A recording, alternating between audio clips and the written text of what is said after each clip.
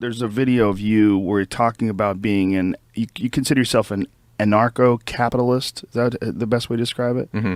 And you were telling people that if their friends were not also anarcho-capitalists, that they should abandon those friends. They should cut those friends out of their lives. I don't think I've ever said. There's one time in sort of an 8-year show history where I said to someone, I think you need to not have these people in your life, and that's because he was suicidal. But there is a principle that is, I think, really important, right? And it is part of a long-term conversation that you have with people. So let's say that I like to smoke marijuana. Let's just go out on a limb here. Say I like to smoke marijuana. Now, people who support the war on drugs literally do support me being thrown in jail for the peaceful activity of smoking marijuana. Mm-hmm. Now, that's a very real thing. People who support the war on drugs support me being thrown in jail. And that is a pretty aggressive thing to have around you. Now, this doesn't mean, oh, you disagree with me, I'm never going to talk to you again. I talk all the time to people who disagree with me. But I will say that in my very personal relationships, in sort of my close friends and family and so on, I really can't, I can't get past this idea that if I have people in my life who say, Steph, if you disagree with me about the welfare state, I think the welfare state is a complete disaster and incredibly destructive to the poor, then you must pay the taxes for the welfare state, or I support you being thrown in jail. Or if people are pro the war in Iraq, or say, I mean, I'm Canadian, but let's say I was in America, and if people say to me, Steph, I think you should be thrown in jail for not supporting the war in Iraq. Well, that would be a pretty aggressive action for somebody to sort of eyeball you and say, yes, people should come and throw you in jail, where god-awful things are going to happen to you. That, to me, is a very aggressive and very real thing that happens. And if you are committed to a belief system, then in the long run, again, this is not a short-term scenario, and I've done speeches, full speeches. There's one in Libertopia 2010 where I sort of go into this in more detail. But if you are committed to something, like let's say you're against racism, which is, of course, a wonderful thing to be against, at some point, if you got friends in the KKK, you got to make a choice. Mm-hmm. You have to make a choice. If you say, well, I really want the friends in the KKK, then fine. Then you're just not that much of an anti-racist. Right. I get it, right? But if you say, well, I want to be a committed anti-racist and I want to maintain my friendships in the KKK, that's kind of a problem, right? So so I say, look, if you want to hang around with a bunch of people who want you thrown in jail for following your conscience, do it. That's completely fine. But don't say that you're committed to the belief system then, right? If you are committed to the belief system, this is going to be a collision at some point. I mean, that's not something I'm making up. That seems to me to be pretty true. But that's sort of where people, I think, get upset. I don't think that's very controversial. I think what you're saying is very reasonable and makes a lot of sense. But the video that I saw was you talking about people that support the state, saying that if you support the state, you support people that want you dead. These are your exact words. That's what laws are. The state wants you dead. Yeah, that's what laws are, though. If you disobey laws and you resist a police officer, then you're dead. Well, sort of. I mean, which laws are you talking about? I mean, the state encompasses a broad range of laws that range from traffic lights to, you know, I mean, there's a lot going on there. Right. Supporting the state, meaning if you're not an anarcho-capitalist, you support the state, and you're saying that you should cut those people out of your life. Anyone who supports the state. I mean, that is a incredibly generalized position. But you're boiling down, like I gave you a sort of very compressed speech. You did there right now. Right. But in the video that I watched, you were going on and on about cutting people out of your life that support the state. Right. And essentially this idea of this philosophy that you have about how to live life being the one that these people should espouse and everything else is dangerous and you should cut these people out of your life. Well, was that at the end of me making the argument? I mean, if that's sort of, if somebody just takes sort of the tail end, right? So I sort of gave you the argument here that if you're an anti-racist, at some point you got to stop hanging with the KKK people or give up on your anti-racism, right? I mean, that's so. But calling it the state is such a crazy term.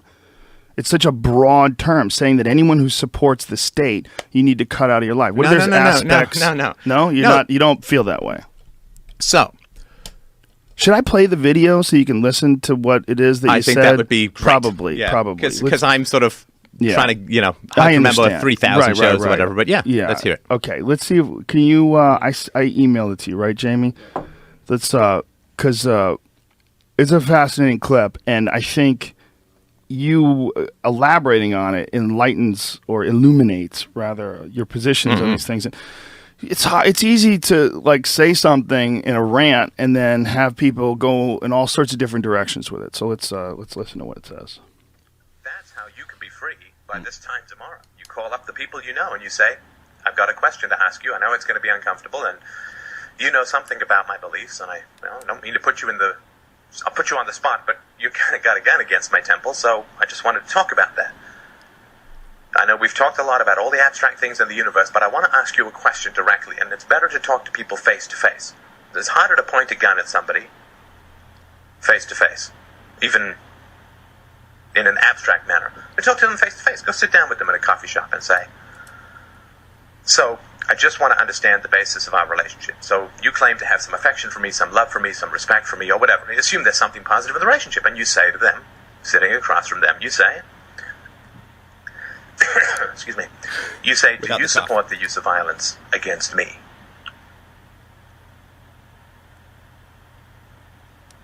And they'll, of course, oh, no, of course not. It's like, oh, okay, so then we're on the same ground. So you don't support the use of violence just against me, or do you support the use of violence against everyone except me? It's like, no, I don't support the use of violence against anyone. It's like, well, then you must be an anarchist, or an anarcho-capitalist, or voluntarist, or whatever the hell. You must be a philosopher. You must be basically decent. And they say, well, no, I don't, I still believe in the state, I still believe in taxation, I still believe in government, I still believe in Ron Paul. Okay, well, then you do support the use of violence against me. And they will do whatever they can to disconnect these two things, theory and practice. So they can get all the emotional comforts of conformity with the theory with none of the emotional discomforts of actually advocating somebody getting shot, which people are relatively uncomfortable with. But don't let them have their cake and eat it too. That's not because you're mean, it's just reality. If you support me getting shot, at least have the courage, the balls, to look me in the eye and say, Steph, I support you getting shot. And then I can get you the fuck out of my life. Because how can I have even a shred of self-esteem, a shred of pride in my own existence, if I'm willing to hang out with people who want me shot? I mean, that's sick. That is self-abasement, self-groveling, self-denigration of the most revolting kind. Well, I know that you want me shot, but, hey, could I maybe get a little more meatloaf?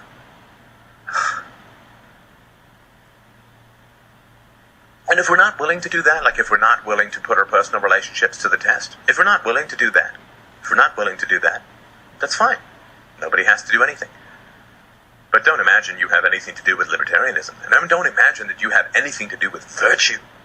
That you're using these ideas to play the clever card, to play the cool card, to play the alternative card, to play the I'm smarter and know more than you, and I'm out of the matrix and you're in the matrix, and we play all this nonsense.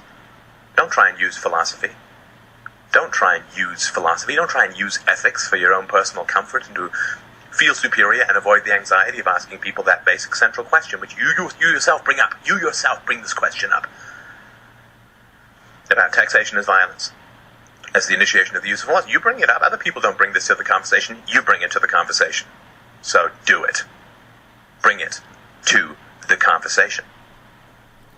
Okay, I think